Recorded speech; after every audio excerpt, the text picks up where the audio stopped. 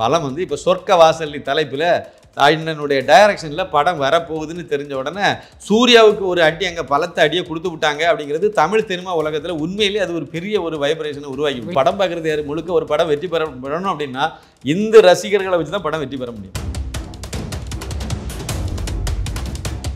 அப்படின்ற மாதிரி தான் சூர்யா இதுக்கு முன்னாடி செய்த விஷயங்கள், அதை குறிப்பாக தேச துரோக இந்து விரோத செயல், குறிப்பாக இந்து விரோதமாக செய்தது. இப்போ இந்த கங்குவா கரெக்டாக வருது. இதுக்கு எவ்வளோ ஜோதிகா வந்து தஞ்சையில் பெரிய கோயில் கட்டியிருக்காங்க, இவ்வளோ பெரிய கோயில் இதுக்கு, அதில் வந்து எதுக்கு உண்டியலில் பணத்தை போடுறீங்க, அதை கொண்டு போய் நீங்கள் ஆஸ்பத்திரி கொடுக்கலாம், அது கொடுக்கலாம், இது கொடுக்கலாம்னு சொல்லி இதெல்லாம் இந்து விரோதமாக இல்லையா?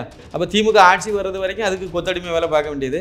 ஆட்சிக்கு வந்த உடனே தமிழ்நாட்டில் எந்த தேனாரும் பாலாரும் ஓடுன்னு சொன்னால் மக்கள் வந்து பார்த்துட்டு இருப்பாங்களே. நீங்கள் எல்லாத்தையும் கண்டிச்சிங்கன்னா உங்களை ஏற்றுப்பாங்க. கங்குவாவில் வந்து உண்மையிலே அதுக்கு தோல்விக்கு மூல காரணம் இது. அதனால தான் கோயிலை இப்போ ஏறி இறங்கிட்டு இருக்காங்க. ஆனால் தேட்டருக்கு வரும்போது நீங்கள் கிறிஸ்தவ மதத்தை பற்றி சொன்னதை வெட்டி விட்டுட்டீங்க சீனை.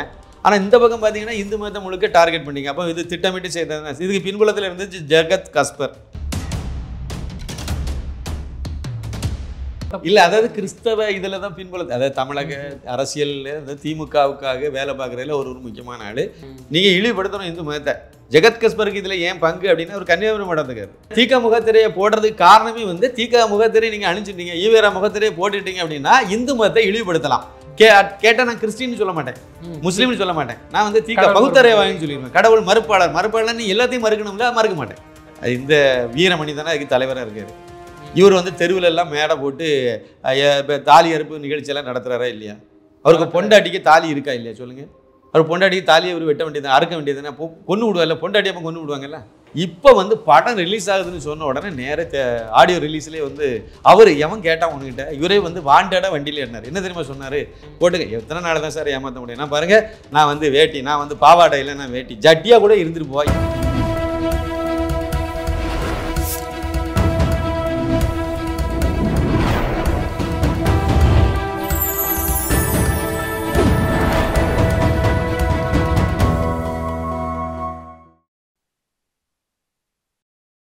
சேனல் 5 தமிழ் நேயர்களுக்கு வணக்கம். இன்றைய நேர்காணலில் நம்மோடு பேச இருப்பது எழுத்தாளர் சின்னப்பா கணேசன் அவர்கள். சார் வணக்கம். சார் வணக்கம். வணக்கம் வணக்கம். சேனல் 5 நெஞ்சங்களுக்கு எனது பணிவான வணக்கம். சார், இந்த ஆர்ஜே பாலாஜி இப்போ அவங்களோட படம் கூட ரிலீஸ் ஆகிருக்கு. இந்துத்துவவாதிகள் அவரை டார்கெட் பண்ண காரணம் என்ன சார்? அது இது என்னென்னா கர்மா, இதுக்கு பேர். நீங்கள் வந்து முன்னாடி செய்ததுக்கெல்லாம் இப்போ அறுவடை பண்ணக்கூடியது தான், அதுக்கு பேர் தான் கர்மான்னு சொல்லுவாங்க. முன்னாடி ஒன்று பிறர்க்குன்னா முற்பகல் செய்யும், தமக்குன்னா பிற்பகல் தாமே வரும்னு சொல்லுவாங்கல்ல. அதுவே முன்னாடி நீங்கள் என்னெல்லாம் செஞ்சீங்களோ அதுக்கு அறுவடை பண்ணுறீங்க, அதை தான் நம்ம சொல்லணும். இதில் முக்கியமான ஒரு விஷயம், இதில் நான் கங்குவாயிலேருந்து சொன்னால் சரியாக இருக்கும்னு நினைக்கிறேன். கங்குவா வந்து படம் உண்மையிலேயே நல்ல படம், அதில் வந்து பிரம்மாண்டமான படம். சில குறைகள் இருந்தால் கூட அதில் நீங்கள் ரொம்ப, நான் ஒரு சினிமாக்காரங்கிற அடிப்படையில் நான் சொல்கிறேன், ஒரு படத்தில் வந்து நீங்கள் வந்து லாஸ்ட்டில் கிளைமேக்ஸில் வந்து தப்பு பண்ணிட்டீங்கன்னு வச்சுருக்கலாம், ஆடியன்ஸுக்கு பிடிக்காத அளவுக்கு எதாவது சீன் இல்லை உள்ள எல்லா விஷயங்கள் வச்சுட்டிங்கன்னு வச்சுருக்கலாம், அந்த வெளியே வரக்கூடிய ஆடியன்ஸுக்கு திருப்தி இல்லாமல் போயிடும் படம். மொத்தத்துலேயும் நீங்கள் நல்லா சொல்லிட்டீங்க, கடைசியில் 10 நிமிஷத்துக்குள்ளே படத்தை கெடுத்து விட்டிங்கன்னா வெளியே வரும்போது படமே வந்து நல்லா இல்லைங்கிற மாதிரியான ஒரு ஃபீலை கொடுத்து விடாது. ஆனால் ஆரம்பத்தில் நீங்கள் ஒரு 10-20 நிமிஷத்துக்கு ஏதோ ஒரு இன்ட்ரெஸ்ட் இல்லாமல், இல்லைனா கொஞ்சம் தொய்வு இருக்க மாதிரி, இல்லை கொஞ்சம் போர் அடிக்க மாதிரி ஏதோ பண்ணிவிட்டீங்கன்னு வச்சுருங்களேன், எதிர்பாராமல் உங்களுக்கு நடந்து போச்சு அது. ஆனால் அதுக்கு பின்னாடி எல்லாமே வந்து போச்சு. செகண்ட் ஹாஃப் பக்காவாக இருக்குது அப்படின்னா அந்த படத்தை காப்பாற்றிடும். இது பொதுவான லாஜிக். பொதுவாக அது காப்பாற்றிடும். ஏன்னா செகண்ட் ஹாஃப் வெளியே வரும்போது அந்த முதலாவது உள்ளதை மறந்துடுவீங்க, ஒரு ஆடியன்ஸாக மறந்துடுவாங்க. வெளியே வரும்போது பார்த்தா அது நல்லா இருக்குது, சூர்யா சூப்பராக நடிச்சிருக்காருன்னு சொல்லிட்டு வெளியே போயிருப்பாங்க. ஏன் வந்து அந்த அளவுக்கு அவருக்கு மேலே வந்து ஒரு நெகட்டிவான ஏதாவது ஓப்பனிங் ஷோல ஏன் வர வேண்டிய காரணம் என்ன அப்படின்ற மாதிரி தான் சூர்யா இதுக்கு முன்னாடி செய்த விஷயங்கள், அதை குறிப்பாக தேச துரோக இந்து விரோத செயல், குறிப்பாக இந்து விரோதமாக செய்தது. ஜெய்பீம் படத்தில் வந்து வன்னியர்களுக்கு நேர எதிரான திணிச்சிட்டாங்க. ஜெய்பீம் படத்தில் உண்மையான கதை என்ன சார்? ஒரிஜினல் கதையை தான் படமாக எடுக்கணும்னு எடுத்தாங்க. அது ஒரிஜினல் நடந்த கதை தான். அது வந்து கடலூர் மாவட்டத்தில் வந்து முதனை அப்படிங்கிற ஒரு கிராமத்தை சேர்ந்த ராஜா கண்ணுங்கிறவரை வந்து போலீஸ் ஸ்டேஷனில் வந்து லாக்அப் டெத்து, அவரை அடித்து கொண்டு விட்டாங்க. இதுதான் விஷயம். அப்போ அந்த கதையை வச்சு நீங்கள் படமாக எடுக்கிறீங்க. ராஜா கண்ணுங்கிறது வந்து கொன்னது வந்து அந்த இன்ஸ்பெக்டருக்கு பேர் வந்து அந்தோணிசாமி. அப்போ அவர் கிறிஸ்டின். ஆனால் படத்தில் என்ன வச்சு விட்டாங்கன்னா அவரை வந்து இந்துவாக மாற்றி விட்டாங்க. நீங்கள் அந்தோணிசாமிங்கிற பேரை வந்து ஆரோக்கியராஜனில் வேறு ஏதாவது பேரை வைக்கிறதுல தப்பு கிடையாது. ஏன்னா ஒரு வில்லனாக காட்ட போகிறீங்க படத்தில், அவருக்கு சந்ததியெல்லாம் இருப்பாங்க. அப்போ அவங்களுக்கு வந்து இது தப்பாக ஒரு மனசுக்கு உறுத்தலாக போயிடும். அப்போ அவரை வந்து நீ பேரை மாத்திரையில் தப்பு கிடையாது, ஆனால் மதத்தை மாற்றக்கூடாது, மாற்றிட்டீங்க. மாற்றி என்ன பண்ணிட்டீங்க, இந்துன்னு மாற்றி விட்டீங்க. மாற்றிட்டு குருவரன்னு அதுக்கு பேர் வச்சு விட்டீங்க. குருவரன்னு சொல்லிட்டு கூடும்போது குருன்னு கூப்பிட்டுட்டீங்க. அவருக்கு பின்னாடி வந்து அக்னி சட்டியை கொண்டு அதை வச்சு விட்டீங்க கேலண்டரில். அப்போ அதை பார்க்குறவங்களுக்கு இது வன்னியர் அப்படிங்கிறத அடையாளப்படுத்தி விட்டீங்க. குறியீடு வச்சுட்டீங்க. அப்புறம் வந்து அவரை குருன்னு கூடும்போது காடு வெட்டி குருவை நினைவுபடுத்திட்டீங்க. அப்போ வன்னியர் சமுதாயத்துக்கு எதிராக திட்டமிட்டே தானே அது. ஆமாம், இதில் வந்து திட்டமிட்டு தானே பண்ணுறீங்க. திட்டமிட்டு பண்ணுனது அது. அதுக்கு பின்னாடி யார் இருந்தாங்கிறது வேற கதை. ஆனால் திட்டமிட்டு இவங்க பண்ணது. அதுக்கு வந்து துணை போனது வந்து சூர்யாவும் ஜோதிகாவும். இவங்களுடைய கம்பெனி 2D என்டர்டைன்மெண்ட் தான் அதுக்கு தயாரிப்பு. அதில் ஹீரோவை நடித்தவர் வந்து இவர். இப்படியே நிறைய இதை வந்து அப்படி இதை மாற்றி வச்சு இதை பண்ணாங்க. அதை பண்ணது அதுலேயே ஒரு பெரிய எதிர்ப்பு வந்துச்சு. அப்போ நீங்கள் என்ன பண்ணோம், ஒருவேளை உங்களுக்கு தெரியாமல் நடந்து போச்சுன்னா, இப்போ தெரியாமல் நாங்கள் தயாரித்தோம், நான் நடித்தேன், ஆனால் வந்து டைரக்டர் வந்து ஏதோ தப்பு பண்ணிட்டாரு, ஏதோ கவனக்குறைவா ஏதோ ஒன்றில் பண்ணிட்டாரு, அது தப்பு தான் அப்படிங்கிறத ஒத்துக்கிட்டிங்கன்னா அதோட பிரச்சனை முடிஞ்சிடும். ஆனால் இவர் என்ன பண்ணார் தெரியுமா, அவர் அண்டர் ப்ரொடக்ஷனில் இருந்த படத்துக்கு டைட்டில் வைக்கலாமோ, உடனே அதுக்கு டைட்டில் வச்சார், எதற்கும் துணிந்தவர்னார். அப்படியே பார்த்துட்டு இருந்தாங்க. படம் தியேட்டருக்கு வரல, எதற்கும் துணிந்தவன் அப்படியே ஓடிடியில் போயிட்டு அது அப்படியே விட்டுட்டு இருந்தாங்க. அடுத்த படம் அவருடைய சூரியரை போட்டு ஓரளவுக்கு அப்படியே ஜட்ஜில் அதுலேயும் இந்த தப்பாக தான் பண்ணி வச்சாங்க. ஒரிஜினலாக கதாநாயகன் யார், கதைப்படி கதாநாயகன், அதாவது ஒரிஜினல் கதையை தான் அதுவும் படம் எடுத்தாங்க. அதில் ஒரிஜினலாக இருந்தது வந்து பிராமணன், அவரை மாற்றி தீக்காக்காரன் ஆக்கி விட்டுட்டு போயிட்டீங்க. இதெல்லாம் வந்து தப்பு தானே. மெயின் இதை மாற்றக்கூடாது. அது மாற்றி சின்ன சின்ன விஷயம் அதெல்லாம் சினிமாக்க வேண்டிய எதாவது பண்ணிட்டு போகலாம். ஆனால் நீங்கள் வந்து அந்த அடிநாத பிராமணனுக்கு எதிராக ஒரு இதை மாற்றி விட்றீங்க. ஒரிஜினலாகவே ஒரு பிராமணன் சாதனையாளர், அவனை நீங்கள் வந்து ஒரிஜினல் கதையில் வந்து மாற்றிட்டு போயிட்டீங்க. அப்போ அதுலேயும் தப்பு பண்ணிட்டீங்க. இப்போ இந்த கங்குவா கரெக்டாக வருது. இதுக்கு எவ்வளோ ஜோதிகா வந்து தஞ்சையில் பெரிய கோயில் கட்டியிருக்காங்க, இவ்வளோ பெரிய கோயில் இதுக்கு, அதில் வந்து எதுக்கு உண்டியலில் பணத்தை போடுறீங்க, அதை கொண்டு போய் நீங்கள் ஆஸ்பத்திரி கொடுக்கலாம், அது கொடுக்கலாம், இது கொடுக்கலாம்னு சொல்லி இதெல்லாம் இந்து விரோதமாக இல்லையா? 2021 வரைக்கும் ஒரு போராளியாக இருந்தார் சூர்யா. அது பிறகு பார்த்தா திடீர்னு ஆலய காணல, பாம்பேயில் போய் செட்டில் ஆகி அங்கே போய் உட்காந்துட்டாரு. அப்போ திமுக ஆட்சி வர்றது வரைக்கும் அதுக்கு கொத்தடிமை வேலை பார்க்க வேண்டியது. ஆட்சிக்கு வந்த உடனே தமிழ்நாட்டில் எந்த தேனாரும் பாலாரும் ஓடுதுன்னு சொன்னால் மக்கள் வந்து பார்த்துட்டு இருப்பாங்களே. நீங்கள் எல்லாத்தையும் கண்டிச்சிங்கன்னா உங்களை ஏற்றுப்பாங்க. தப்பை கண்டிச்சிங்க, எல்லாத்தையும் இல்லை, தப்புன்னா அது யார் செய்தாலும் தப்பு தான் அப்படிங்கிற நிலைப்பாட்டில் நீங்கள் இருந்தால் உங்களை நாங்கள் கொண்டாடிடுவோம். அப்போ நீங்கள் உங்களை கொண்டாடுற, உங்களை ரசிகர்கள் ரசித்த என்னெல்லாம் வந்து நீங்கள் பகைச்சிட்டு போயிட்டீங்க. கங்குவாவில் வந்து உண்மையிலே அதுக்கு தோல்விக்கு மூல காரணம் இதுதான். அதனால தான் கோயிலாக இப்போ ஏறி இறங்கிட்டு இருக்காங்க. சூர்யா ஒரு பக்கம், படத்தினுடைய கதாநாயகன் ஒரு பக்கம், ஜோதிகா திருப்பதி போயிட்டு வந்தது. இது எல்லாமே நான் இந்து தான்ப்பா, என்ன நீங்கள் தெரியாமல் பண்ணிவிட்டு நீங்கள் சொல்லுங்கள், வெளிப்படையாக ஒத்துக்கிட்டு நீங்கள் போயிட்டே இருங்க, யாரும் உங்களை வந்து எதுவும் சொல்ல போகிறதில்ல. ஆனால் அதில் அடி வாங்கினது இதனால தான். அதில் சந்தேகமே கிடையாது. படமும் கொஞ்சம் சின்ன பிரச்சனை இருந்துச்சுங்கிறது உண்மை தான். அதையும் தாண்டி ஏன் சார் இதை மாதிரி இதை விட கேவலமான, இதை விட மோசமான படங்கள்லாம் திரைக்கு வரவே இல்லையா? கமலஹாசனுக்கு அது மாதிரி ஒரு படமே அமைய இல்லையா? ஆள வந்தான்னு எப்படி சார் போச்சு? இது அழிக்க வந்தான்னு சொல்லிவிட்டாங்க. கலைப்புலி தான் பேட்டியில் வந்து ஆள வந்தான்னு என்னை அழிக்க வந்தான்னு அது அந்த அளவுக்கு அதை பற்றி விமர்சனம் பண்ணாங்க பத்திரிகையில். ஆனால் வந்து யாருமே இந்த அளவுக்கு ஓப்பனிங் ஷோவை பார்த்துட்டு இப்படிலாம் பண்ணலையே. சரி, அன்னைக்கு வந்து சோசியல் மீடியாவில் இல்லைன்னு சொல்லுவீங்க. சமீபத்தில் ரஜினி படம், எல்லா படமும் வெற்றி படமாக சூப்பர் டூப்பர் பிளம்பர் இதுலேயே போச்சுது. ஒன்றும் இல்லையே. தோல்வி படம் உண்டு, அட்டர் பிளப் உண்டு, எல்லாமே உண்டு. இல்லை அவருக்கும் இன்னும் யாருமே இந்த மாதிரி பண்ணலையே. எல்லாத்துக்கும் தான் சார் உண்டு. விஜய்க்கும் தோல்வி படங்கள்லாம் உண்டு, ஆனால் இந்த மாதிரி பண்ணலைல்ல. இப்போ இது வந்து ஒரு அவங்களே சொல்கிறாங்க, நான் வந்து இந்துக்கள் வந்து இதை டார்கெட் பண்ணி இந்துத்துவவாதிகள் வந்து என் படத்தை வந்து தோல்வியடைய வைக்கிறாங்கிறத தயாரிப்பாளர் தரப்புல இருந்து பேசுகிறாங்க. இதே கதை தான் வந்து ஆர்ஜே பாலாஜி மூக்குத்தி அம்மன் ஒரு படம் எடுத்தார். அவர் இந்த படம் வந்து அவர் தான் வந்து டைரக்டர், அவர் தான் எல்லாமே பண்ணிட்டு இருந்தார். மூக்குத்தி அம்மன் அப்படின்னா, நான் கன்னியாகுமரி மாவட்டத்தை சேர்ந்தவன். கன்னியாகுமரி பகவதி அம்மனுடைய பேர் அது. அவங்க வந்து மூக்குத்தி வந்து அந்த மூக்குத்தியினுடைய பவர்னால் அது வந்து மூக்குத்தி, அந்த மூக்குத்தி வைர மூக்குத்தி, இந்த இது வந்து அந்த வெளிச்சம் வந்து கடலில் வந்து, அதனால தான் கிழக்கு வாசலில் பூட்டியே வச்சுருப்பாங்க. குறிப்பிட்ட 1-2 நாள் மட்டும்தான் திறப்பாங்க, மற்ற நாள்லாம் பூட்டி வச்சுருப்பாங்க. ஏன்னா கடலில் வரக்கூடிய அந்த கலங்கரை விளக்கு மாதிரி இதை நினச்சிட்டு தவறாக வந்து கரையில் வந்து கப்பல் மோதி இறந்ததாக ஒரு பழைய வரலாறு சொல்லுவாங்க. அந்த மூக்குத்தி வெளிச்சத்தினால நைட்டில் வந்து கடலில் ஒரு அந்த அளவு பவர்ஃபுல்லாக அது இருக்குது அந்த வெளிச்சம் அப்படிங்கிற மாதிரி. இப்போ மூக்குத்தி இருக்கா இல்லையாங்கிறது வேற கதை, என்ன பண்ணி வச்சுருக்கான்னு தெரியல.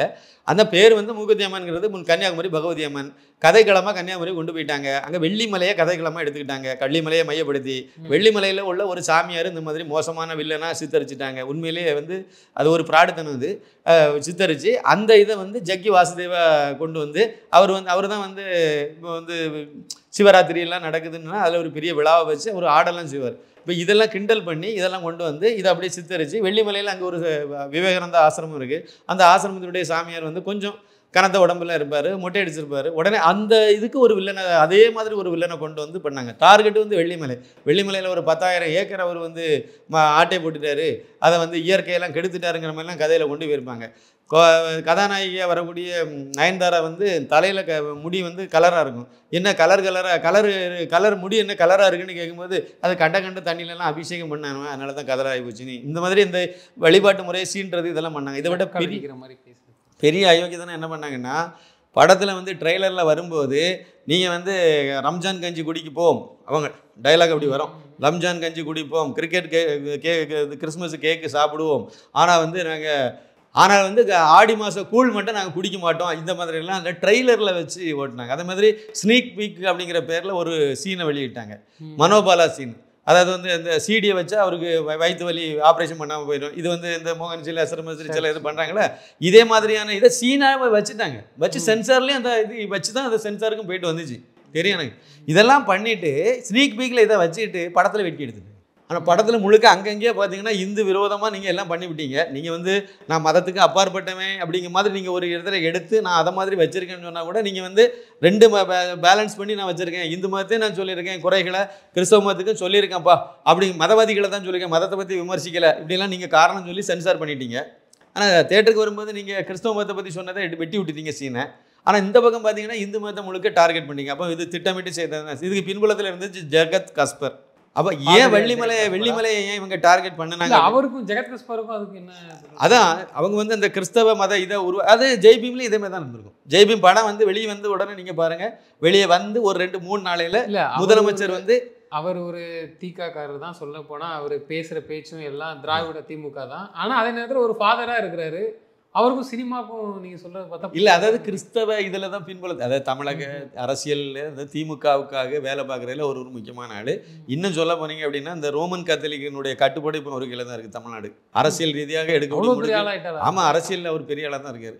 அவர் வந்து என்ன அவங்க டிசைட் பண்ணுறாங்க, இங்கேருந்து முடிவு பண்ணிவிட்டு இதை வந்து மற்ற இடங்களில் இருக்கக்கூடிய அந்த மத தலைவர்கள் மூலமாக இதை செயல்படுத்துகிறாங்க. அப்படி தான் திமுகவுக்கு போலரைஸ் பண்ணாங்க ஓட்டை.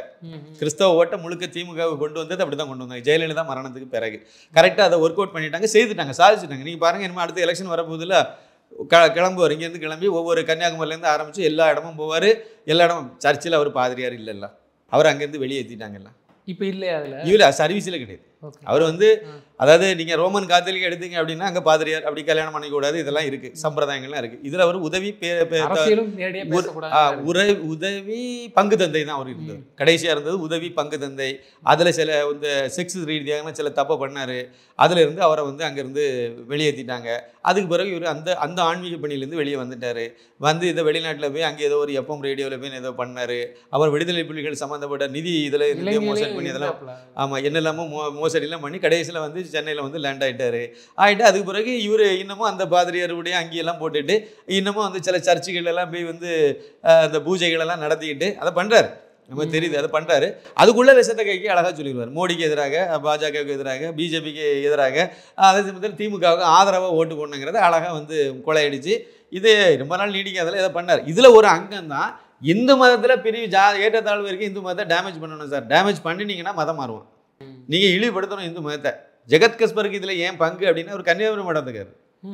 வெள்ளிமலை ஏன் டார்கெட் பண்ணாங்கன்னா ஆர்ஜே பாலாஜி கன்னியாகுமரி மாவட்டமே கிடையாது. அவருக்கு எப்படி தெரியும்? கன்னியாகுமரி மாவட்டத்தில் வெள்ளிமலைன்னு ஒரு இடம் இருக்கதே தெரியாது. ஒருவேளை அவர் தெரிஞ்சுனே வச்சுருமா, அங்கே ஒரு ஆசிரமம் இருக்குது, அந்த ஆசிரமத்தில் எந்த தப்பும் நடக்கலை, ஏன் அதை டார்கெட் பண்ணணும்? ஒரே காரணம், கன்னியாகுமரி மாவட்டம் வந்து மத மாற்றத்தில் உச்சத்தில் இருக்குது. பாதி கிட்டத்தட்ட நாடார் சமுதாயத்தில் பாதிக்கு மேலே வந்து பாதி அளவுக்கு வந்து கிறிஸ்தவ மதத்துக்கு மதம் மாற்றிட்டாங்க. அதுவும் ஒரே சமூகத்துக்குள்ள தானே சமுதாயம் மதம் மாறிட்டீங்க. மதம் மாறுறாங்கன்னா சமூகம் ஒன்று தான். மதம் மாறினா இந்து நாடார் அந்த மாதிரி இதில் மாற்றத்தை சொல்றீங்க. மதம் மாறினா இப்போ ஜாதியே கிடையாது சார், மதம் மட்டும்தான் உண்டு. இந்து மதத்துலேருந்து நீங்கள் கிறிஸ்தவ மதத்துக்கு போயிட்டாங்கன்னா அப்போ கிறிஸ்தவர், அவ்வளோதான். முஸ்லீம் போயிட்டாங்கன்னா முஸ்லீம். ஏன்னா இங்கே ஜாதி ஏற்றத்தாழ்வு இருக்குன்னு சொல்லி தானே, மேல் ஜாதியெல்லாம் எங்களை கொடுமைப்படுத்துன்னு சொல்லி தானே அந்த பக்கத்துக்கு போகிறாங்க. சரி, அது இருக்கட்டும், அது வேறு டாபிக் போயிடும். இதில் வந்து வெள்ளிமலையில் என்ன நடக்குது அப்படின்னா, அங்கேருந்து சமய வகுப்புன்னு ஒரு இது இருக்குது, ஒரு கான்செப்ட் அங்கேருந்து உதயமாகி அது வந்து இந்துக்கள் இருக்கக்கூடிய கிராமங்கள்லாம் வந்து அது எல்லா இடமும் போயிட்டே இருக்குது. இந்த தமிழகம் முழுக்க அது இப்போ எல்லா பெரும்பாலான கிராமங்களுக்கு இது போயிட்டே இருக்குது. சமய வகுப்பு அப்படிங்கிறது இந்து சமய வகுப்பு. இந்துக்களுடைய குழந்தைகள், சின்ன சிறுவர்கள், மாணவர்கள் இருக்கக்கூடியவங்களுக்கு இந்து மதத்தை பற்றி சொல்லிக் கொடுப்பாங்க, அவ்வளோதான், வேறு ஒன்றும் கிடையாது. அதில் சில வகுப்புகள்லாம் இருக்குது, சில பட்டங்கள்லாம் கொடுக்குறாங்க. அந்த பட்டம் கொடுக்குறது இதெல்லாம் அதில் ரொம்ப நடந்துட்டு இருக்கு. அதில் இன்னொன்று திருவிளக்கு வழிபாடு. இந்த ரீகாக்கு எப்படி திராவிட கழகம்னு சொல்லி வகுப்பு நடத்துகிறாங்களோ, பெரியாரிசம் வகுப்பு நடத்துகிறாங்களோ, அதே மாதிரி அவங்க வகுப்பெல்லாம் நடத்த மாட்டாங்களே. முதல் ஆள் எங்கே இருக்காங்க? தீகாவில் தமிழ்நாட்டில் எத்தனை பேர் இருப்பாங்கன்னு நினைக்கிறீங்க? நிர்வாகிகள் அங்கங்கே வச்சுருக்காங்க, கொஞ்சம் அவ்வளோதான். மற்றபடி போராட்டம் நடத்தி தெரியுவாங்க. வகுப்பெல்லாம் அவங்க நடத்தலை சார், அப்படி அதுக்கு ஆள் கிடையாதுங்க. இதில் வந்து அப்படின்னா இது வந்து அரசியல் கட்சி பின்புலத்திலலாம் ஒன்றும் கிடையாது. அவங்களா ஆரம்பித்து அதை செய்து வந்து கன்னியாகுமரி மாவட்டத்தில் பரவாயில்ல, பெரும்பாலான இந்து கிராமங்களில் வந்து சமய வகுப்பு வந்து இருக்குது, திருவிளக்கு வழிபாடும் இருக்குது. அதில் அவங்க சொல்லிக் கொடுக்காததுலேயும் வெளியே இருந்து திருவிளக்கு வழிபாடு பண்ணுவாங்க. இது அவங்க அதை கொஞ்சம் ஊக்கப்படுத்தி அதிகமாக பண்ணிகிட்டு இருந்தாங்க. இதுக்கு மூல காரணம் அந்த வெள்ளிமலை. வெள்ளிமலையில் இருக்கக்கூடிய விவேகானந்த ஆசிரமம் தான் அதை வந்து முன்னெடுத்து அதை செய்ய ஆரம்பிச்சாங்க. அது இந்துக்கள் மத்தியில் அது போகுது, அவ்வளோதான். எந்த மதத்தை வந்து இழிவுபடுத்துறது கிடையாது, வழிபாட்டை சொல்லிக் கொடுக்குறாங்க, அவ்வளோதானே. அது வந்து என்ன ஆகி போச்சுது அப்படின்னா, இந்த இதில் வந்து படிக்காத பெண்கள் எல்லாம் சமய இந்த திருவிளக்கு வழிபாடுக்கு திறந்து போகும்போது அவங்களை ஈஸியாக மதம் மாற்றுறதுக்கு அது இடைஞ்சலாக இருக்குது. இந்த இளைஞர்கள் சிறுவர்களுக்கெல்லாம் நீங்கள் மதத்தை பற்றி சொல்லி கொடுத்துட்டீங்கன்னா அவன் கிறிஸ்தவ மதத்துக்கு மதம் மாறுறதுக்கு சிக்கலாகி போச்சு. இது ஒரு பெரிய தடைக்கெல்லாம் அமைஞ்சு போச்சு. இது யதார்த்தமாக கன்னியாகுமரி மடத்தில் ஆரம்பிக்கப்பட்ட ஒரு விஷயம். அங்கேருந்து ஆரம்பித்து இது எல்லா இடமும் போயிட்டு இருக்கு.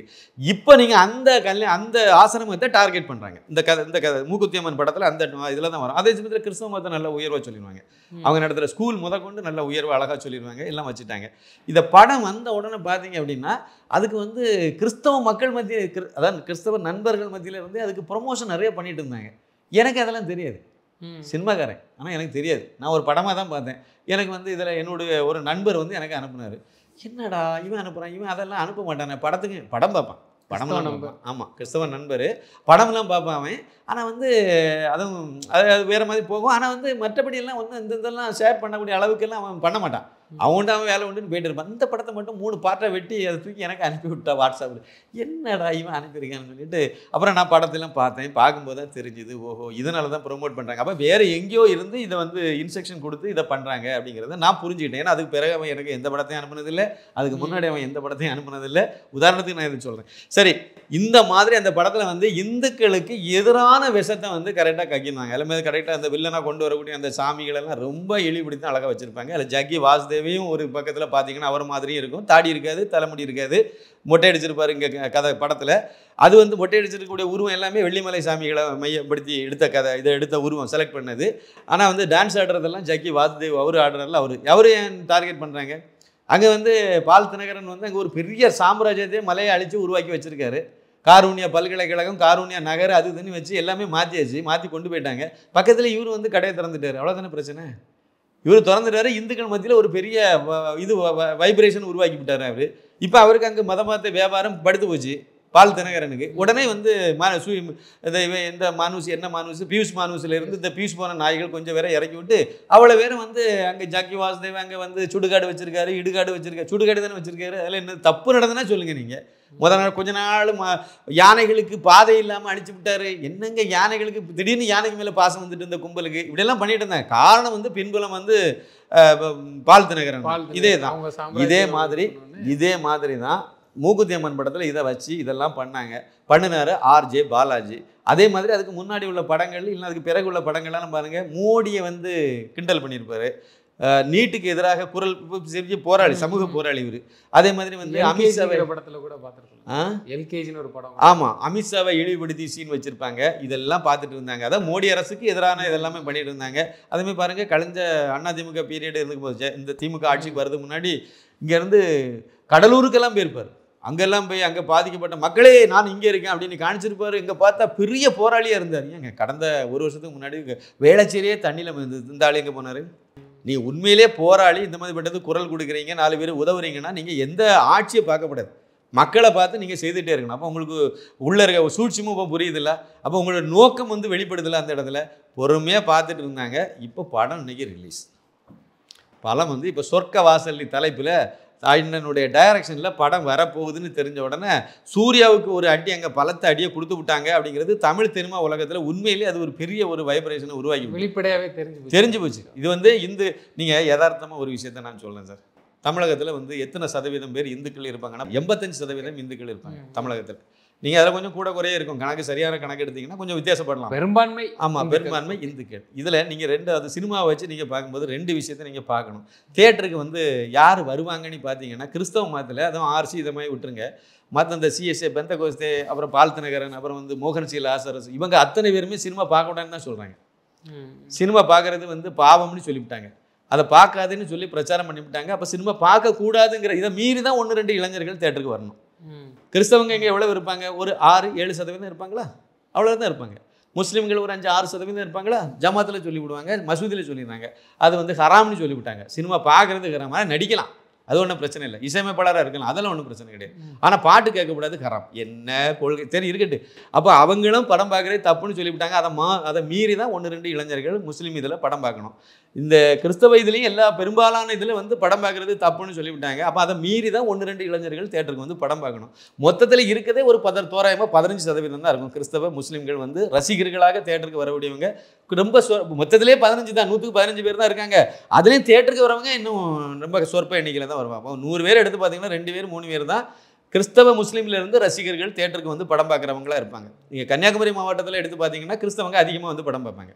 ஏன்னா அங்கே எண்ணிக்கை பாதியில் இருக்காங்க. அதனால தூத்துக்குடியில் அது அப்படியே ரொம்ப குறைஞ்சிரும். அது மற்ற மாவட்டத்துக்கு வரும்போது ரொம்ப குறைஞ்சிரும். ஏன்னா எண்ணிக்கையில் அவங்க ரொம்ப கீழே வந்துடும். அப்போ படம் பார்க்குறது யார்? முழுக்க ஒரு படம் வெற்றி பெறணும் அப்படின்னா இந்து ரசிகர்களை வச்சு தான் படம் வெற்றி பெற முடியும். இந்துக்கள் வந்து இந்துக்கள் வந்து படம் பார்க்குற இந்து ரசிகர்கள் வந்து ஒரு படத்தை புறக்கணிக்கிறோம் அப்படின்னா மொத்தத்தையும் புறக்கணிக்க வேண்டாம், மொத்த பேரும் புறக்கணிக்க வேண்டாம். 185 பேர் இருக்கான்னு சொல்கிறோம்ல. அப்போ நீங்கள் வந்து படம் பார்க்குற ரசிகர்கள் மட்டத்தில் பார்த்தீங்கன்னா 95 பேர் ஆயிரும். அது எண்ணிக்கையில் படம் பார்க்குறவங்க நீ பார்த்தீங்கன்னா 95% இந்துக்கள் தான் பார்ப்பாங்க. இந்த 95 பேரும் புறக்கணிக்க வேண்டாம். ஒரு 25-30 பேர் புறக்கணிச்சாலே அது பெரிய நெகட்டிவாக போயிடும். ஒரு 25-30 பேர் 100க்கு புறக்கணிக்க ஆரம்பிச்சிட்டாங்க அப்படின்னாலே பெரிய ஒரு நெகட்டிவான ஒரு இதை உருவாக்கிறோம். இது ஏன் அவங்களுக்கு தெரியாமல் போச்சு? இப்படி ஒரு சுச்சுவேஷன் இருக்கு. இப்போ தானே தெரியுது. இவ்வளவு நாள் நீங்க பாருங்க குடுமி வெட்டினால அந்த மாதிரி எடுக்கல. இப்போ அந்த மாதிரி எடுத்ததுனால ரொம்ப வருஷமாவே வந்து இந்து மத வழிபாட்டு முறையை மட்டுமே டார்கெட் பண்ணி சீண்டுவாங்க. கிறிஸ்தவ மத இதை டச் பண்ண மாட்டாங்க, முஸ்லீம் மத வழிபாட்டு முறைக்குள்ளே போக மாட்டாங்க, அதெல்லாம் விட்டுருவாங்க. ஆனால் இந்து மத வழிபாட்டை வந்து நல்லா கிண்டல் பண்ணுவாங்க. கிண்டல் பண்ணி தான் காமெடிங்கிற பேரில் நிறைய வச்சுட்டே தான் போனாங்க. அது இந்துக்குன்னு படம் பார்த்து ரசிச்சுட்டு போயிட்டே இருப்பான். அது வந்து அதை சாதகமாக எடுத்துக்கிட்டாங்க. ஏன்னா தமிழ் சினிமா உலகத்தில் வந்து உள்ளே இருக்கக்கூடிய யாருடைய ஆதிக்கம் அதிகமாக இருக்குன்னு பார்த்தீங்கன்னா இந்து விரோதிகளுடைய ஆதிக்கம் தான் அதிகமாக இருக்குது. அவங்க என்ன முகமூடியை போட்டிருக்காங்கன்னா ஒன்று கம்யூனிஸ்டும் இல்லைன்னா வந்து பகுத்தறிவுன்னு சொல்லிட்டு போயிடுவோம். தீகா இந்த 2 சித்தாந்தத்தில் இருக்க மாதிரி காணிச்சுக்குவாங்க. அப்புறம் வந்து ஆனால் அதிகமான தயாரிப்பாளர் இந்துக்காரன் தான். எல்லாம் வேற தேவை என்ன இருந்துச்சு? நீங்கள் இப்போ சொன்னீங்க முகமூடி போட்டுக்கிறாங்க, ஒன்று தீக்கால்கிட்ட கம்யூனிஸ்ட் சொல்கிறீங்க. அதுக்கு காரணம் என்னென்னா இப்போ வந்து நீங்கள் ஆளூர் சானவாசி எடுத்துடுங்க. அவர் வந்து முஸ்லீம், ஒழுங்காக 5 நாளைக்கு 5 வேளை தொழுகை பண்ணக்கூடிய ஒரு முஸ்லீம். ஆனால் அவர் வந்து அவருடைய இதில் எல்லாமே பாருங்கள் பெரியார்னு சொல்லிகிட்டே இருப்பார். அவருக்கும் இவருக்கும் என்ன சம்பந்தம்? ஒன்று நீ தொழுகை பண்ண போவாத. இல்லை அதாவது அரசியல் ஒரு வித அதுதான் அந்த இடத்துல என்னன்னா நீங்கள் இந்துக்களை வந்து அதாவது முஸ்லீமாக ஒருத்தர் இருந்துக்கிட்டு இந்து மதத்தை விமர்சனம் பண்ணணும்னா நான் பார்க்க ஈவேராவுடைய முகமூடியை மாட்டிக்கிட்டீங்கன்னா நான் பகுத்தறிவாதம் சொல்லிட்டு ஜோதிகா அப்படி பேசி மாட்டி தான் இன்னைக்கு வந்து ஆமாம் அதுதான் எடுக்கிறாங்க. அதை எடுக்கிறாங்க. தீகா ஒரு தீகா வந்து என்னென்ன தீகா முகத்திரையை போடுறதுக்கு காரணமே வந்து தீகா முகத்திரையை நீங்கள் அணிஞ்சிட்டீங்க, ஈவேரா முகத்திரையை போட்டுட்டீங்க அப்படின்னா இந்து மதத்தை இழிவுபடுத்தலாம். கேட்டால் நான் கிறிஸ்டின்னு சொல்ல மாட்டேன், முஸ்லீம்னு சொல்ல மாட்டேன். நான் வந்து தீகா பகுத்தறிவாதின்னு சொல்லிடுவேன். கடவுள் மறுப்பாளர் நீ எல்லாத்தையும் மறுக்கணும்ல, மறுக்க மாட்டேன். இப்போ நீங்கள் பாருங்க இசைவாணியிலேருந்து ஆரம்பித்து நீங்கள் வந்து ஓவியா நீங்கள் கழுத்திலே ஜெபமாலை கிடக்கும். ஓவியாங்கிற அந்த தீகா அந்த பொம்பளைக்க கழுத்தில் பாருங்க ஜெபமாலை கிடக்கும். ஆனால் அது இந்து மதத்தை பட்டவர்த்தமாக இழிவுபடுத்துதே. இந்து மதத்தை அது இந்த இது பல்லர் சமுதாயத்தை மொத்தத்தையும் சேர்த்து கேவலப்படுத்திட்டு போயிட்டு பேசி வச்சிருக்கு. இது வரைக்கும் நடவடிக்கை எடுக்கலையே. ஏன்னா அது தீக்காங்கிற ஒரு முகமணி அணிஞ்சு வச்சிருக்கு. இதே தான் நீங்கள் எடுத்து பாருங்க, அத்தனை பேர் சர்ச்சுக்கு இல்லைன்னா மசூதிக்கு போகக்கூடியவங்களா இருப்பாங்க. 1-2 பேர் இந்துக்காரனாக இருப்பான், அவன் கோயிலுக்கு போகாமல் இருப்பான். தீக்காவில் நீங்கள் எடுத்து பார்த்தீங்கன்னா இதாக இருக்கும். 1-2 சார் இந்த வீரமணி தானே அதுக்கு தலைவராக இருக்கார். இவர் வந்து தெருவில் எல்லாம் மேடை போட்டு தாலி அறுப்பு நிகழ்ச்சியெல்லாம் நடத்துகிறாரா இல்லையா? அவருக்கு பொண்டாட்டிக்கு தாலி இருக்கா இல்லையா சொல்லுங்கள்? அவர் பொண்டாட்டிக்கு தாலியை அவர் வெட்ட வேண்டியது, அறுக்க வேண்டியதுன்னா கொண்டு விடுவார்ல, பொண்டாட்டி அப்போ கொண்டு விடுவாங்கல்ல. பொண்டாட்டிக்க தாலியை நீ அறுக்கலை, மகனுக்கு பொண்டாட்டிக்க தாலியை நீ அறுக்கலை, ஆனால் ஊரில் உள்ளவனுக்கு பொண்டாட்டிக்க தாலியெல்லாம் நீ அறுக்கிறேன்னா அது வந்து கொள்கையாது. அதையும் நம்பி போதானே செய்கிறாங்க. எங்கே எத்தனை பேர் போகிறாங்க? அவங்கக்கிட்ட 1 லட்சம் கோடிக்கு மேலே பணம் இருக்குது. அதுக்காக 4 பேர் கொத்தடிமைகளை வச்சு அதை பயன்படுத்திட்டு இருக்காங்க.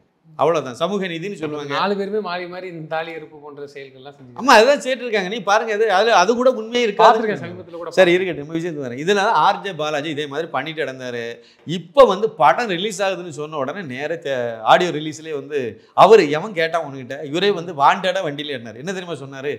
அதாவது என்ன வந்து பாவாடைன்னு சொல்கிறாங்க, அப்புறம் என்ன பாவாடைன்னா கிறிஸ்டினா அவரே சொல்கிறார், என்ன வந்து பாவாடைன்னு சொல்கிறாங்க, இன்னொரு குரூப் வந்து என்ன சங்கின்னு சொல்கிறாங்க. அப்படி எவனுமே ஒரு சங்கின்னு சொல்லலை, சொங்கின்னு சொல்லலை. இவர் சொன்னால் மேடையில் பேசும்போது சொல்கிறாரு, என்ன பாவாடைன்னு சொல்கிறாங்க, நான் பாவாடையும் இல்லை சங்கியும் இல்லை, நான் வந்து வேட்டி அப்படின்னு சொல்லிட்டு அதை வந்து நான் பாருங்கள் வேட்டி கட்டிட்டு வந்தப்போ இது முன்னாடியே பிளான் பண்ணி நான் வேட்டி கட்டிட்டு வரணும், வந்து இருந்து பேசும்போது இந்த மாதிரி ஒரு டைலாக பேசணும், அதுக்கு வேண்டி வேட்டியை காணிக்கணும், இல்லைனா நான் பேண்ட்டு போட்டு வந்துருப்பேன். அவ்வளோதானே, போட்டுங்க. எத்தனை நாள் தான் சார் ஏமாற்ற முடியும்? நான் பாருங்கள் நான் வந்து வேட்டி, நான் வந்து பாவாடை இல்லை, நான் வேட்டி ஜட்டியாக கூட இருந்துட்டு போ, யாருக்கு தேவை? இப்போ இருந்துட்டு போ, அவர் வந்து படத்தை ப்ரொமோட் பண்றதுக்கு இப்படி ஒரு இதை கையில எடுத்து பேசினாரு. படத்துக்கும் சோசியல் மீடியாவில் அது பத்திக்கிச்சு. அப்படியே பழைய மூக்குத்தி அம்மன்ல போட்ட நாடகம் அந்த மனோபாலா சீன் எல்லாம் எடுத்து போட்டு இப்போ ரிப்பீட் பண்ண ஆரம்பிச்சாங்க. கடந்த சில நாட்களாக பட்டைய கிளப்பி அதுதான் ஓடிச்சுது. ஆனால் அதுக்கு முன்னாடி அதுக்கு எதிரான பிரச்சாரம் வந்து சோசியல் மீடியாவில் ட்விட்டர்லாம் கண்ணா பின்னாடி வர ஆரம்பிச்சிட்டு, எல்லா சோசியல் மீடியாலும் வர ஆரம்பிச்சிட்டு. நான் வந்து பொதுவாக வந்து ஒரு இதை செக் பண்ணுவேன். என்ன அப்படின்னா, படத்துக்கு வந்து எப்படி இருக்குது, ரெஸ்பான்ஸ் எப்படி இருக்குது, தியேட்டர் எப்படி புக்கிங் நடக்குது அப்படிங்கிறத நம்ம வந்து சோசியல் மீடியா இந்த இதில் ஆன்லைன் மூலமாக நம்ம செக் பண்ணி பார்க்கலாம். நான் அதுக்கு வந்து ஒரு தராசாக எடுக்கிறது கமலா தியேட்டர் எடுப்பேன். ஏன்னா வடபழனியில் இருக்குது. அதுக்கு மேலே இருக்க நேர எதிர்த்தாப்பில் இருக்குது மால், போகிற மாலில் வந்து தியேட்டர் இருக்குது, நிறைய ஸ்க்ரீன்லாம் இருக்குது. ஆனால் அங்கே உள்ள நுழைஞ்சா ஒரு கணவன் மனைவி 2 குழந்தையோட போனாங்கன்னா ஒரு 2000 ரூபா காலி ஆயிரும், 2000 3000 காலி ஆயிரும். ஏன்னா அது வந்து எல்லாமே காஸ்ட்லியாக இருக்கும். ஆனால் நீங்கள் கமலா தேட்டரில் படம் பார்த்தீங்கன்னா டிக்கெட்டு அப்புறம் சின்ன ஸ்நாக் இன்டர்வெல் சாப்பிடுவீங்க, அப்படியே வெளியே வந்து வண்டி எடுத்துகிட்டு வீட்டுக்கு போயிருவீங்க, கம்மியாக இருக்கும். அப்போ வந்து ஒரு மிடில் கிளாஸ் பீப்புளுக்கு வந்து அது சினிமாக்காரங்க அதிகமாக இருக்கிறது வடபழனி ஏரியாவில் இருக்கும். அப்போ நீங்கள் வந்து அங்கே அதை கமலா தேட்டரை தான் மெயின் சூஸாக. முன்னாடி வந்து ஏவிஎம் ராஜேஸ்வரி வச்சாங்க, இப்போ அந்த தேட்டர் இல்லை. இப்போ கமலா தேட்டருக்கு அந்த மக்கள் வந்து வருவாங்க. அது கொஞ்சம் பட்ஜெட்லையும் இருக்கும், நமக்கும் ஒத்து வரும், அதனால வருவாங்க. அதனால் அந்த தேட்டரில் மட்டும்தான் உடனே புக்கிங் ஆகும். நீங்கள் இன்னைக்கு படம் ரிலீஸ் ஆகுது, நேற்றுக்கு போய் செக் பண்ணி பார்த்தீங்கன்னா எல்லாம் ஹவுஸ்ஃபுல் ஆயிரும்.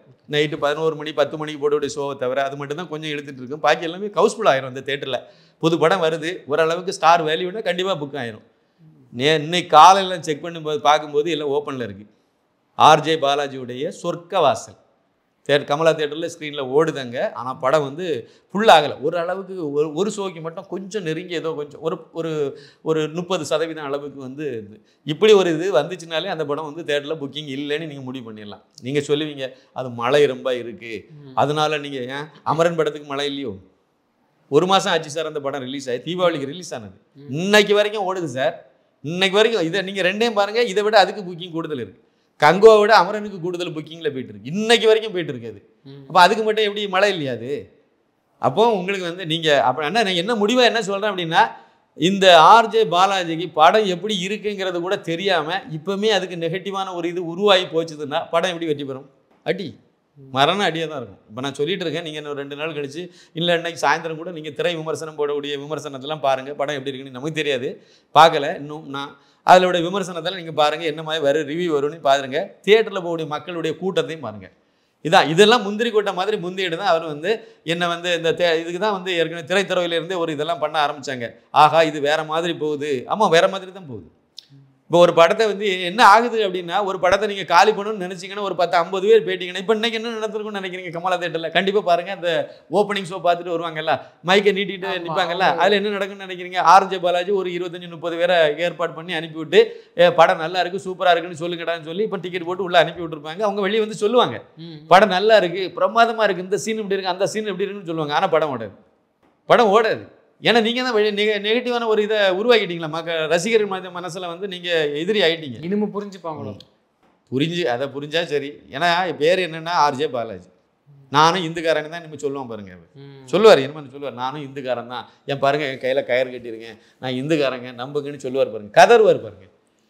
எதுக்கு நான் என்ன சொல்கிறேன், எதுக்கு இந்த மத சீண்டல்களை பண்ணணும்? அதான் நான் கேட்குறேன். நீங்கள் மதம் ஜாதி இது சம்மந்தப்பட்ட சீண்டல்களே இதை பண்ண, அதோட தப்பு இருக்குன்னா சொல்லுங்கள். ஒரு இதை மிஸ்யூஸ் பண்ணுறாங்க, தவறாக பயன்படுத்துகிறாங்கன்னா நீங்கள் அதை சொல்லுங்கள். தப்பு இருக்குன்னு அந்த சுட்டி காணிங்க, அதை சீனில் காட்சியில் வைக்க தப்பு கிடையாது. ஆனால் ஒரு மதத்தை பர்பஸாக நீங்கள் எதுக்கு இந்த வேலையை பார்க்கணும்? யாருக்கோ போடுற எலும்பு துண்டுக்கு நீங்கள் எதுக்கு இந்த மாதிரி வேலையை பார்க்கணும்? அது இந்துக்காரங்கிற பேரில் இந்துவாகவே இருந்துக்கிட்டு ஏன் செய்யணும்? இதுதான் ஆத்திரம், இதுதான் கோபம். இவர் அதில் தான் மாட்டிகிட்டு இப்போ இருக்காரு. இது தமிழ் சினிமாவில் ஒரு பெரிய இதை உருவாக்குது. பாருங்கள், பா ரஞ்சித் வந்து ஒரு பெரிய வெற்றி பெற்ற ஒரு டைரக்டர், வெற்றி பெற்ற தயாரிப்பாளர். இன்றைக்கி என்ன லெவலில் எடுக்க பாருங்கள். ஸ்டுடியோ ஸ்க்ரீன் மிகப்பெரிய ஒரு திரை இதில் வந்து ஒரு தயாரிப்பு நிறுவனம், அது ஸ்டுடியோ ஸ்க்ரீன். அதை எடுத்த படம் தான் வந்து தங்கலான். என்ன ஆகிப்போச்சு பாருங்கள், தொங்கலான்னு ஆகிப்போச்சு. அடுத்த படம் வந்து கங்குவா போச்சுதா. அந்த முதலீடு பண்ண பணம்லாம் என்னத்துக்கு ஆகும்? ரிட்டர்ன் வருமா என்னமே? அதோட சூர்யாவோட எதிர்காலமே கேள்விக்குறி ஆகிப்போச்சுல, ஆகிவிட்டாங்களா? அவருக்கு எந்த படம் வந்தாலும் இதான் நிலமுங்கிற மாதிரி ஆகிட்டுல. இதுக்கு நீங்கள் விதை போட்ட இடம் ஜெய்பீம், அங்கேயே நீங்கள் அதை சரி பண்ணியிருக்கணும். அதே மாதிரி தேவையில்லாமல் போய் நீட்டுக்கு எதிராக பேசி, நீட்டுக்கு ஒன்று நீங்கள் அரசியல் பேசிட்டு அரசியல்வாதியாக போங்க, உங்களை யாரும் கண்டுக்க மாட்டாங்க. நீட்டுக்கு எதிராக அந்த சுற்றுப்புற சூழல் அறிக்கை தாக்கல் அறிக்கை வந்துச்சு, அதுக்கு எதிராக பேசி, இந்திக்கு எதிராக பேசி, எல்லாத்துக்கும் எதிராக பேசி, நீங்கள் வந்து நீட்டுக்கு எதிராக புதிய கல்வி திட்டத்தில் என்ன இருக்குன்னே தெரியாமல் உங்கள் பாட்டுக்கு பேசிட்டு இருந்தீங்க. இப்போ இதெல்லாம் வந்து நியாயமாக பார்க்குறவங்களுக்கு கோவம் வரதானே செய்யும். புதிய கல்விக் கொள்கை வந்துன்னா அரசாங்க பள்ளிக்கூடத்தில் படிக்கிற மாணவர்களுக்கும் ஒரு சர்வதேச தரத்தில் கல்வி கிடைக்கும். அதையே நீங்கள் கெடுக்குறீங்க. அப்புறம் நீங்கள் உங்கள் குழந்தைக்கு தமிழ்நாட்டில் கல்வி சரியில்லைன்னு சொல்லிட்டு நீங்கள் நேராக மகாராஷ்டிராவில் போய் பாம்பேயில் போய் படிக்க வச்சுருக்கீங்க. எவ்வளோ பெரிய அயோக்கியம் தானே இது. தமிழ்நாட்டில் கல்வி சரியில்லைன்னு நீங்கள் சொல்கிறீங்க, ஆனால் மோடி அங்கேருந்து கொண்டு வரக்கூடிய கல்வி திட்டத்தை இங்கே அமல்படுத்தக்கூடாதுன்னு சொல்லி நீங்கள் தான் தடுத்தீங்க. ஆனால் வந்து அங்கே மோடி அரசினுடைய திட்டம், மத்திய அரசு கல்வி திட்டத்தில் பிள்ளைய படிக்க வைக்கிறீங்க. எவ்வளோ பெரிய எத்துவாளித்தனம் இது. இதைத்தான் செய்துட்டு மாட்டினார். இப்போ இவரும் மாட்டியிருக்காரு. அதோட விளைவு தான். ஆமாம், அதனுடைய தொடர்ச்சி தான் இது. இனிமாவது இந்த தமிழ் சினிமா சார்ந்த எங்கள் துறை சார்ந்த மேதாவிகள் கொஞ்சம் திருந்துனாங்கன்னா நல்லா இருக்கும். இல்லைன்னா அவங்களும் இதே நிலைமையில தான் போய் மாட்டுவாங்கங்கிறது தான் என்னுடைய கருத்து. நிச்சயமா சார். தொடர்ந்து தங்களது கருத்துக்களை பயணமிக்க நன்றி. மிக்க நன்றி. நன்றி, வணக்கம்.